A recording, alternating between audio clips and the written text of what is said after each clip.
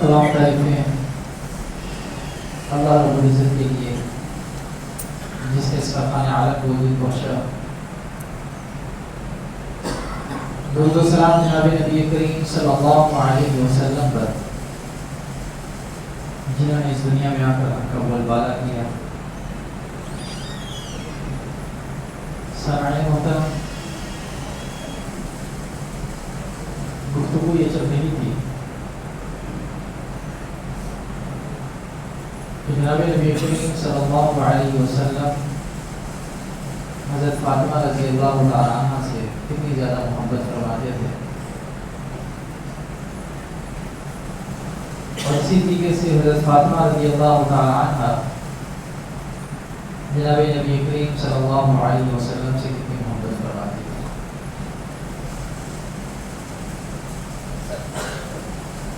हज़रत आयशा रज़ियल्लाहु तआला अन्हा फरमाती हैं कि मैंने जनाब नबी करीम सल्लल्लाहु अलैहि वसल्लम के अंदाज के साथ उठने का, बैठने का, गुफ्तगू का, चलने फिरने का, जो आप अलैहिस्सलाम का अंदाज था, ऐसा ही अंदाज हज़रत फातिमा रज़ियल्लाहु तआला अन्हा का बहुत ज़्यादा उनके साथ मेल खाता था। और दूसरी बात ये थी कि जब भी जनाब नबी करीम सल्लल्लाहु अलैहि वसल्लम हज़रत फातिमा रज़ियल्लाहु तआला अन्हा से मुलाकात के लिए उनके घर तशरीफ़ ले जाते तो हज़रत फातिमा रज़ियल्लाहु तआला अन्हा आगे बढ़कर उनका इस्तकबाल करती,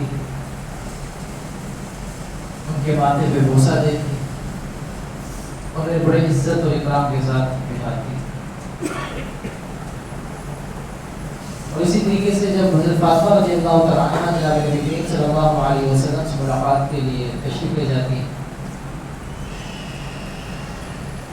तो आप अलैहिस्सलाम भी उनका आगे बढ़कर इस्तकबाल करते थे,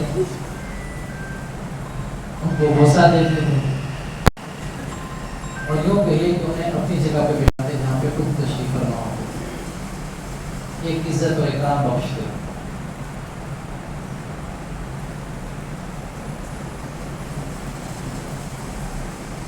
इससे आगे हज़रत आयशा रज़ियल्लाहु तआला अन्हा ही फरमाती है कि एक मरतबा हज़रत फातिमा रज़ियल्लाहु तआला अन्हा तशरीफ़ लाई।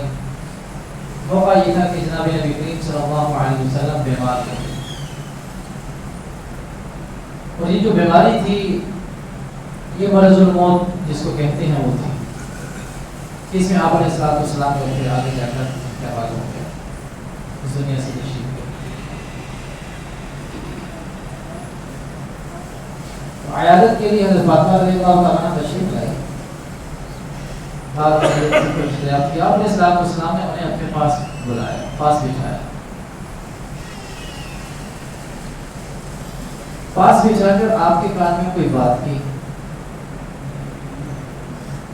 तो हज़रत फातिमा रज़ियल्लाहु तआला अन्हा रोने लगी।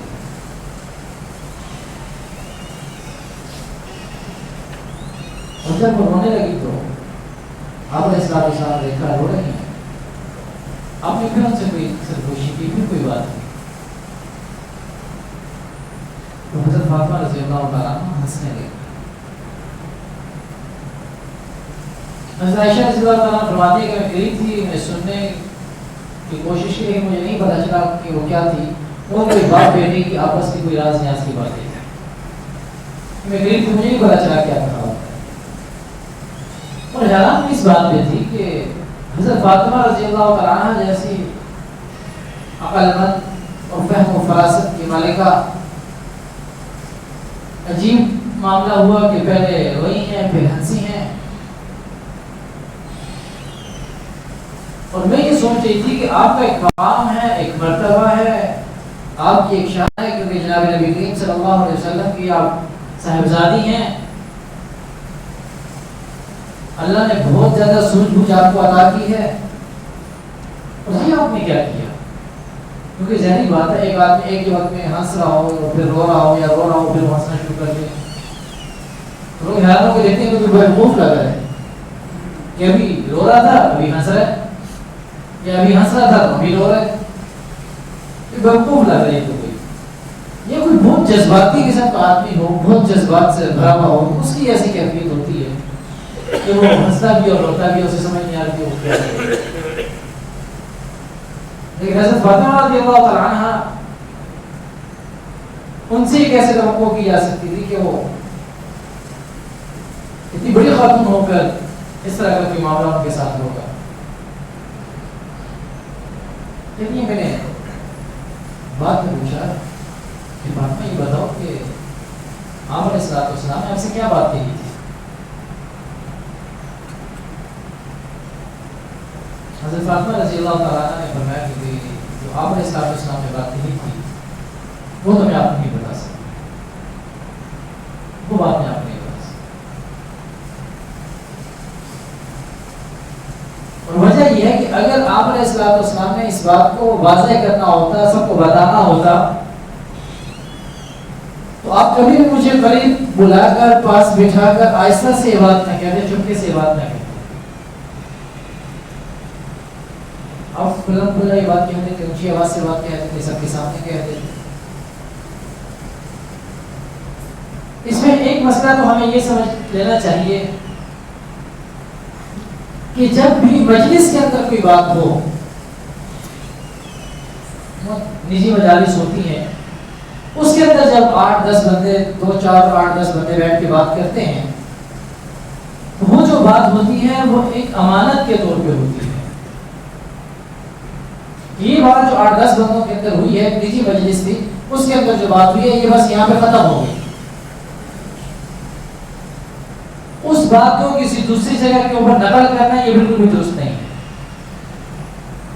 حضرت فاطمہ رضی اللہ تعالیٰ عنہ اس بات کو سمجھتی تھی، تو انہوں نے حضرت عائشہ رضی اللہ تعالیٰ عنہ سے فرمایا کہ اگر آپ علیہ السلام نے یہ بات سب کو بتانی ہوتی، ٹھیک ہے، ہم ایک ہی کمرے میں تھے، آپ ہمیں دیکھ لیتی، قریب تھی، سب کچھ تھا، لیکن جب آپ کو آواز نہیں آئی، آپ علیہ السلام نے مجھے پاس بٹھایا، اس کا مطلب یہ ہے کہ بات میرے پاس امانت ہے، ابھی میں آپ کو نہیں بتا سکتا۔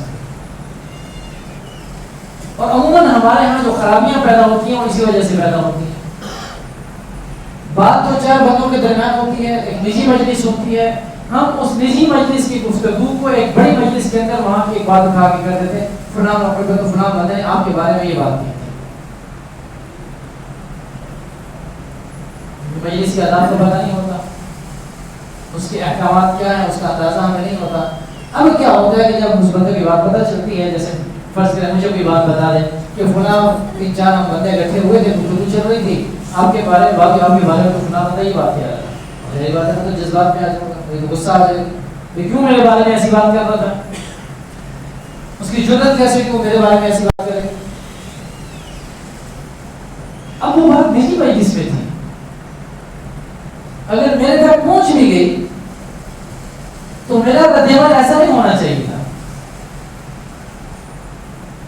میں اس کو یہ سمجھاؤں بھائی یہ نجی مجلس کی بات نہیں ہو سکتا ہے، وہ کسی زاویے کے اندر اس نے بات کی ہو، اس کے بات کرنے کا کیا مقصد تھا، اور یہ بھی ہو سکتا ہے کہ وہ آپ ہی کو چیک کر رہا ہو کہ آپ مجلس کے آداب سے کتنے واقف ہیں، تو 100 باتیں ہو سکتی ہیں نا۔ مجھے اسے سمجھانا چاہیے بھائی یہ بات تو نجی مجلس میں تھی، اور یہ شرعی مسئلہ بھی سمجھ لیجیے کہ جب نجی مجلس کی کوئی گفتگو آپ تک پہنچے تو لازمی نہیں ہے کہ آپ اس کے اوپر اعتماد بھی کریں۔ 2 بندوں کی آپس میں بات ہوئی، یہ تیسرے کو جا کے بتا رہے ہیں، بھائی آپ دونوں کی آپس کی گفتگو تھی، ایک نجی مجلس تھی، اور بعض اوقات نجی مجلس کے اندر ایک انسان جذبات کے اندر ہوتا ہے، جیسے کسی فرق میں کوئی انسان کام کر رہا ہو، اب وہ سربراہ کے ساتھ تو ایسی کوئی بات نہیں ہے، لیکن آپس میں تو بہت ساری ایسی باتیں ہوں گی جو سربراہ کے خلاف ہوں گی، اس کے ساتھ طبیعت مل نہیں رہی، مزاج اس کے ساتھ مل نہیں رہا، اس کی کسی رائے کے ساتھ اختلاف ہو گیا، تو نیچے مجلس میں بیٹھ کے تو بہت ساری باتیں ہوتی ہیں، لیکن جب اس کے ساتھ بات ہوتی ہے تو پھر بہت ساری باتیں کرنی ہوتی، پھر انسان اس محفل کو دیکھتا ہے کہ یہ جو محفل ہے یہ کس لحاظ سے میں یہاں پہ کیا بات کرنی ہے۔ اسی طرح سے جب نجی مجلس ہوتی ہے تو اس نجی مجلس کے اندر انسان بیٹھ کے یہ سوچتا ہے کہ میں اس مجلس میں کیا بات کرنی ہے،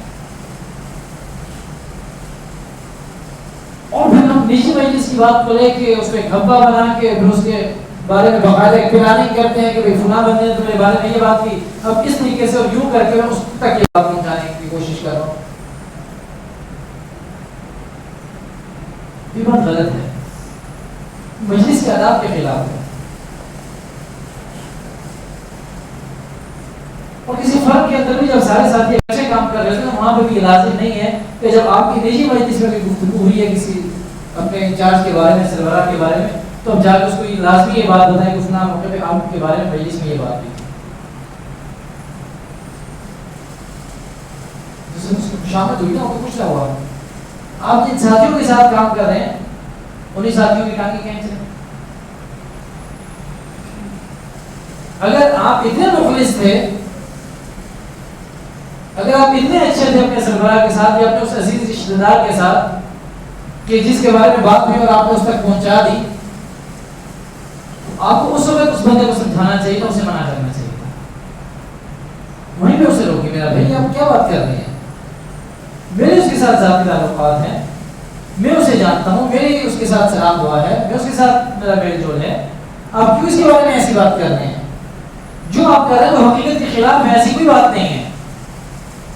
اگر اتنے مخلص ہیں تو اس کو وہاں پہ سمجھائیں, اسے وہاں پہ بتائیں. اس کا مطلب ہے کہ آپ مخلص نہیں ہیں, آپ صرف فسادی ہیں جو ان عزیزوں کے درمیان, اس سربراہ اور اس ملازم کے درمیان لڑائی جھگڑا کروانا چاہتے ہیں, بد اعتمادی پیدا کرنا چاہتے ہیں. آپ مخلص نہیں ہیں. آپ مخلص ہوتے ہیں وہاں پہ روکتے نا اسے, آپ اسے وہاں پہ سمجھاتے ہیں.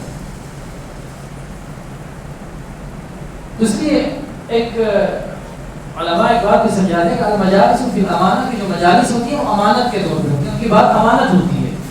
یہ بالکل ایسے ہی جیسے آپ کو کوئی انسان کچھ رقم دے دے امانت کے طور پہ پاس رکھنے کے لیے اور آپ اس رقم کو استعمال کر لیں. جتنی بڑی خیانت یہ ہے کہ آپ کو کسی نے امانت دی اور اس امانت کو آپ نے استعمال کر لیا, اس کو خرچ کر دیا, اس کو ضائع کر دیا جان بوجھ کر. اسی طریقے سے یہ بات بھی آپ کے پاس امانت ہوتی ہے, وہ امانت آپ نے سنبھال کے رکھنی ہوتی ہے. اگر وہ بات کہیں اور پہ جا کے آپ کرتے تو اتنی بڑی خیانت کر رہے ہیں. اور آپ علیہ السلام نے خائن آدمی کے حوالے سے بہت سخت بات ارشاد فرمائی کہ مومن جو ہوتا ہے, جو مسلمان ہوتا ہے, اس کی شان یہ نہیں ہے کہ وہ اس طرح کی حرکت کرے, وہ خیانت کرے. جو منافقین کی علامات کو بیان کیا علیہ السلام, ان علامات میں ایک علامت یہ بھی بیان کی ہے کہ جب اس کے پاس امانت رکھوائی جاتی ہے تو اس کے اندر وہ خیانت کرتا ہے. تمہیں خانہ, ان علامات کے اندر یہ بھی ہے کہ جب امانت رکھوائی جاتی ہے تو خیانت کرتا ہے. اور یہ جو آپ کی نجی مجلس کی گفتگو جب آپ کسی دوسری جگہ پہ جا کے اس کی بات کو کوٹ کرتے ہیں, یہ بالکل ایسے ہی خیانت ہے, اور یہ منافقین کے علامات کے اندر ہے. اور پھر ایک اور چیز جس کے بعد میں بہت زیادہ خرابیاں جس بات سے پیدا ہوتی ہیں, خرابیاں یہ پیدا ہوتی ہے, بات میں نے فرض کرے میں نے بھی بات کی ہے کسی جگہ پہ بیٹھ کے, اب کیا ہوتا ہے وہ بات اگلے بندے تک پہنچی, اس سے اگلے بندے تک پہنچی, وہ آگے چلی گئی.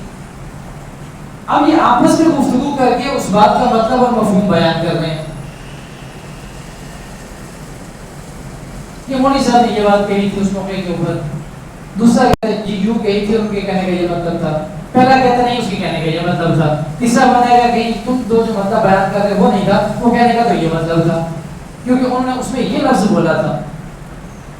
یہ وہی بات کر, صرف میرے ساتھ نہیں, آپ لوگوں کے ساتھ بھی مسئلہ پیش آ سکتے ہیں.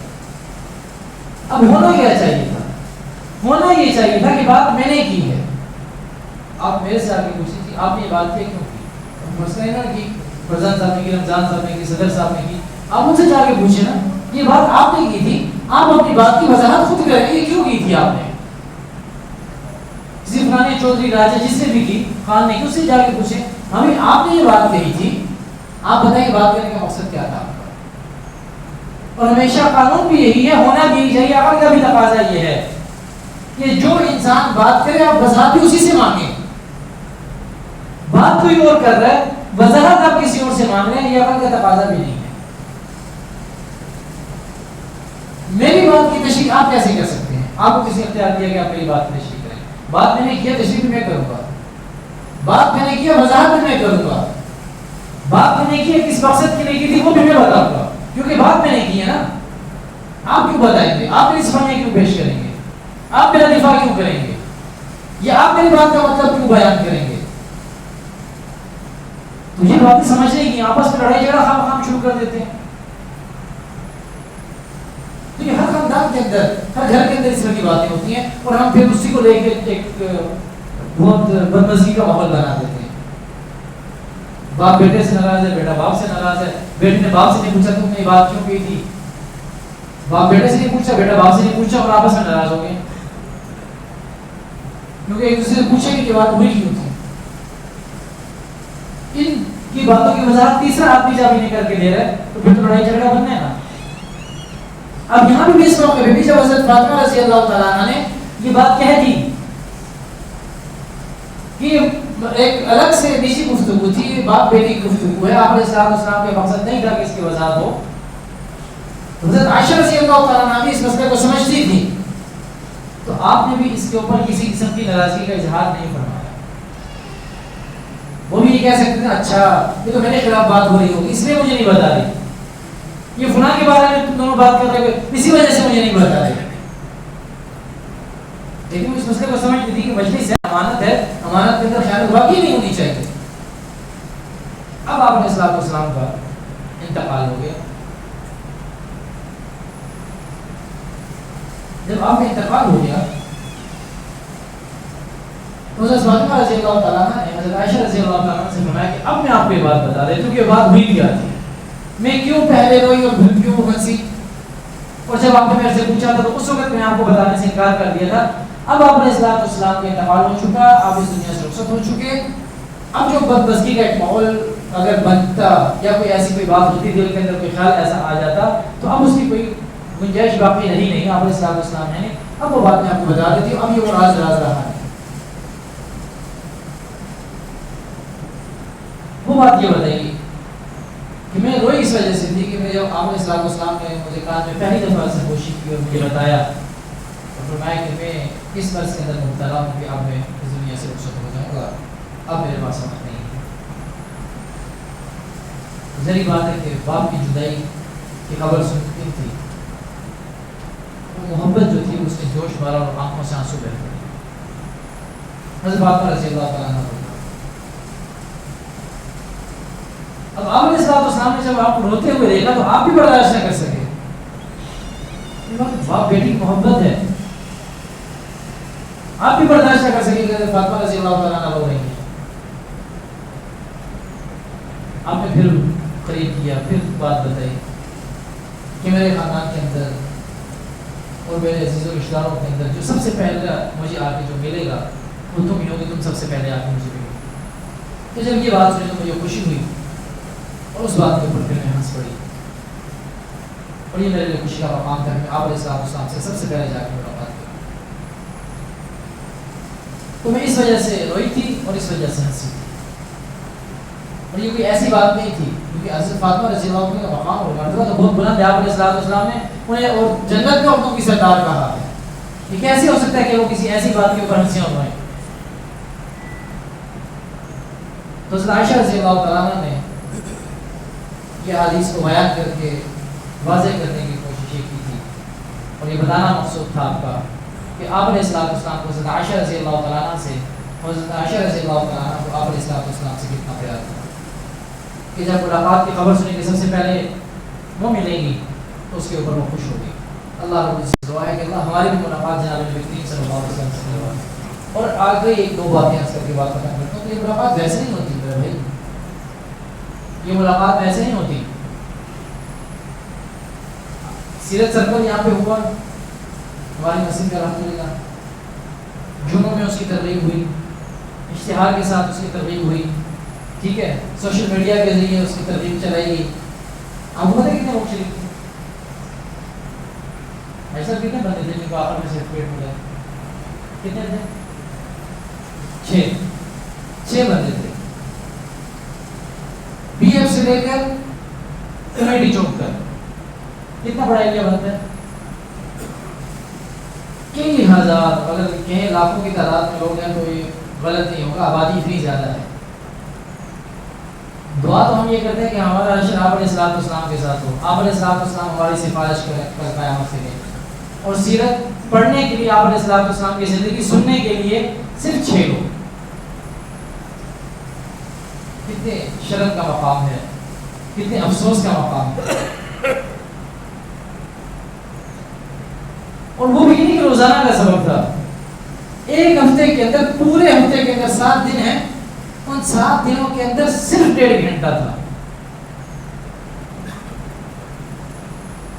ملک کے اوپر حالات آ گئے، گھر کے معاملات ٹائٹ ہو گئے، مہنگائی ہو گئی، کوئی پوچھنے والا نہیں ہے، کوئی رحم کی اپیل کر رہے ہیں، کوئی سننے والا نہیں ہے. یہ حالات ہماری وجہ سے بنے ہیں، یہ میری اور آپ کی وجہ سے بنے ہیں. آپ کو پرانی نسخہ بتا رہا ہوں. حالات ٹائٹ ہوتے نا، بہت انسان پریشان ہو جاتا ہے، مسائل میں پھنس جاتا ہے. پرانی نسخہ بتا رہا ہوں. پرانی نسخہ کیا ہے؟ قرآن کہہ رہا ہے کہ من اعرض عن ذکری فإن له معیشۃ ضنکا، کہ جب تم میرے ذکر سے اعراض کرو گے تو میں تمہاری معیشت کو تباہ کر کے رکھوں. قرآن کہہ رہا ہے کہ اگر میرے احکامات سے روگردانی کرو گے، میری طرف نہیں آؤ گے، تو میں کیا کروں گا؟ پھر تمہاری معیشت تباہ کر دوں گا. یہ دنیا کے اندر تمہیں سزا دوں گا کہ حالات ٹائٹ ہو جائیں گے، مہنگائی تمہیں بہت زیادہ لگنے لگے گی، پریشانیاں بہت زیادہ بڑھ جائیں گی، سب کچھ ہو جائے گا کیونکہ تم میری طرف نہیں آ رہے. اب حالات سب کے ٹائٹ ہیں، لیکن سیرت کے سبب کے لیے ہفتے کے اندر 1.5 گھنٹہ بیٹھنے کے کوئی تیار نہیں ہے. اب حالات کا رونا کس سے ہونا؟ خود سے؟ کسی اور سے؟ اللہ سے کہیں رحم نہیں ہو رہا؟ کس سے کہیں؟ اللہ نے نسخہ بتایا، کہا کہ اگر ایسا کرو گے تو ایسا ہوگا. اور میں آپ کو بتا رہا ہوں کہ پی ایف سے لے کے کمیٹی چوک تک اتنا بڑا ایریا، 6 بندے، اور 6 بندے بھی اس مسجد کے نہیں، کچھ بندے دوسری مسجد سے بھی آئے، وہ ہماری مسجد کے نہیں تھے. اب اگر کوئی مجھے کہ جی حالات ٹائٹ ہے دعا کریں، تو کیا اس کی دعا ہوگی؟ کیا ہوگا اس کے لیے؟ اس کو نسخہ بتا رہا ہوں کہ اللہ کے احکامات کی پابندی کرنے لگے ہیں. جناب نبی کریم صلی اللہ علیہ وسلم کے طریقوں کے اوپر آ جائیں، قرآن کو اپنا رہبر اور رہنما مان لیں. اللہ غیب سے پورے کرے گا، ساری چیزیں غیب سے پوری کرے گا. کیسے ہوگی نہیں پتہ چلے گا. آپ دیکھیں مدارس کے اندر کتنا بڑا ان کا بجٹ ہوتا ہے، کتنا زیادہ ماہانہ خرچہ ہوتا ہے. میں جس مدرسے میں، اس کا صرف 80 لاکھ روپیہ ایک مہینے کا صرف خرچہ ہے. 80 لاکھ ایک مہینے کا، کروڑوں کے قریب ہو گیا. کیسے پورا ہو رہا ہے؟ کوئی پتہ نہیں کیسے پورا ہو رہا ہے، کہاں سے آ رہا ہے، کون دے رہے ہیں، کیسے دے رہے ہیں، کیا ہو رہا ہے. الحمدللہ طلباء کو کھانا بھی مل رہا ہے 3 ٹائم کا، رہائش بھی بہترین ہے، پانی بھی کھل رہا ہے، ہر چیز سب کچھ مل رہی ہے. کیونکہ اللہ کا وعدہ ہے نا، روزی دینے والا اللہ کی ذات، اور اسی کے ساتھ ہم لڑ کے بیٹھے ہوئے ہیں. اللہ راضی ہے، ہم مرزوق ہیں، ہم اللہ سے لینے والے ہیں. اللہ کہہ رہا ہے میرے احکامات کے اوپر آ جاؤ، ہم کہتے نہیں آتے. ہمارا عمل بتا رہا ہے کہ نہیں آتے. ہم یہ نہیں کہتے، زبان سے نہیں کہتے کہ ہم نہیں آتے. دکان سے نہیں اٹھنا، بس مسجد کی طرف نہیں آنا، ٹی وی کے سامنے سے نہیں اٹھنا، بستر نہیں چھوڑنا، محفل لگی ہے اس سے نہیں اٹھنا. ہمارا عمل بتا رہا ہے کہ ہم نہیں آ رہے بھائی. اور پھر پھنس گئے، یہ اللہ کے حالات سیدھے کر دے، بس اللہ کی طرف سے بھی حالات ٹائٹ ہو گئے. ہم تو راضی سے خود لڑ کے بیٹھے ہوئے ہیں بھائی. سنا ہی نہیں ہے ہماری اللہ سے بنتی نہیں ہے. کیسے اللہ حالات سیدھے کرے گا؟ اور پھر بنے گی آپ علیہ السلام کے ذریعے سے. قل ان کنتم تحبون اللہ فاتبعونی. کیا کہہ دیجیے کہ اگر تم یہ چاہتے ہو کہ اللہ تم سے محبت کرنے لگ جائے تو فاتبعونی، جناب نبی کریم صلی اللہ علیہ وسلم کی اطاعت میں آ جاؤ، ان کی پیروی کرنا شروع کرو. اور ان کی پیروی کے لیے ان کی سیرت کو پڑھنا ضروری ہے. مجھے اگر کسی سے محبت ہوتی ہے تو اس کے حالات سے کچھ میں واقف ہوتا تو محبت ہوتی ہے نا. آپ علیہ السلام کی زندگی کے حالات سے جب ہم واقف نہیں ہوں گے تو محبت کیسے پیدا ہوگی؟ احکامات کے اوپر عمل کرنے کے لیے ہم کیسے آمادہ ہوں گے؟ ہمارا مزاج کیسے بنے گا؟ وہ نہیں بن سکتا. تو انتہائی افسوس کی بات ہے، انتہائی دکھ کی بات ہے. رونا تو ہم ہر بندہ رو رہا ہے کہ ہمیں پریشان ہوں، لیکن اس کے حل کی طرف کوئی نہیں آ رہا جو حل اللہ نے بتایا ہے. آپ مجھے بتائیں جس سے اللہ محبت کرنے لگے وہ پریشان ہو سکتا ہے؟ ہو ہی نہیں سکتا. وہ پریشان ہے جس سے اللہ محبت کر رہے ہیں. اور جسے اللہ محبت کرے اس کا راستہ کیا ہے؟ فاتبعونی. آپ علیہ السلام نے فرمایا میری اتباع کرو. جب ہم اتباع کے لیے تیار نہیں، 5 وقت کی نماز کے لیے تیار نہیں، اب دیکھیں جمعے میں یہ ہال بھی فل ہے، اوپر والا بھی فل ہے، اس سے اوپر والا بھی فل ہے، اور اتنے سارے لوگ واپس بھی جائیں گے. عام نمازوں کے اندر 3 4 5 صفیں یہی ہوتا ہے نا. جمعے میں بیان سے پہلے ہال فل، اور عام نمازوں کے اندر جب اقامت ہو رہی ہوتی ہے نماز سے پہلے ایک صف ہوتی ہے، اقامت کے درمیان میں دوسری صف بن جاتی ہے، جب تک مولوی صاحب نماز شروع کرتے ہیں پھر اس وقت کسی لوگ آتے ہیں، اس سے پہلے رکھتے ہیں مسجد خالی پڑے گی. تو اللہ کے ساتھ دوستی لگائے، یقین کرے حالات ٹھیک ہو جائیں گے. میں ممبر رسول کے اوپر بیٹھ کے جمعے کے بیان میں یہ بات کر رہا ہوں اور قسم اٹھا کے کہہ سکتا ہوں،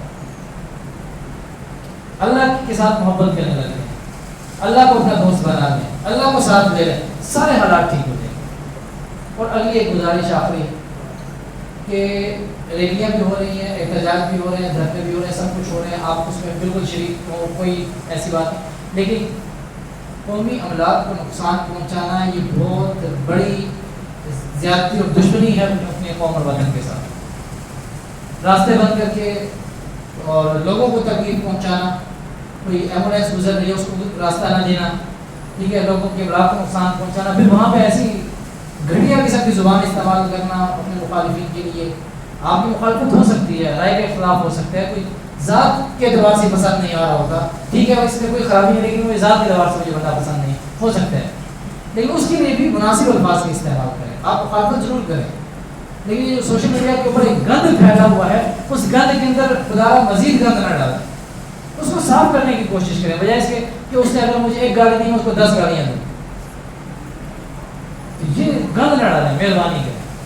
ہمارے سے جتنی صفائی ہو سکے میں اپنے ذات میں مکلف ہوں. اللہ نے میرے سے پوچھنا ہے کہ تم اس حد تک صفائی کر سکتے تھے، تم نے کی کہ نہیں کی؟